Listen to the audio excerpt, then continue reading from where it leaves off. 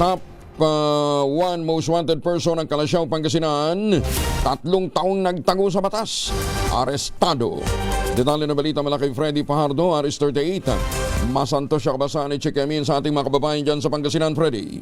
Masanto siya kabusan, Kuyang Angel. Nasa kote ng Kalasyaw Police ang kanilang top 1 most wanted person municipal level na isang 29 anyos na lalaki na naharap sa kaso ng paglabag sa Republic Act 1083, New Anti-Kidnapping Act of 2026 na higit 3 taon ding nagtago sa batas. Batay sa ulat ni OIC Chief of Police Lieutenant Colonel Daryl Nivado, naaresto ng kanyang mga tauhan kahapon ng tanghali sa Barangay San Vicente ang suspect na residente sa lugar sa bisa ng warrant of arrest na pinalabas ng Regional Trial Court Dagupan City noon pang 2023 na may criminal case number 2023-0673-D na napagkalooban ng piyansang 300,000 piso para sa pangsamantalang kalayaan ng suspect. Sa ngayon nasa kustodiya ng Kalasyaw Police Station ang akusado na pag lumabas ang commitment order ng hukuman ay ililipat na siya sa BGNP Dagupan City.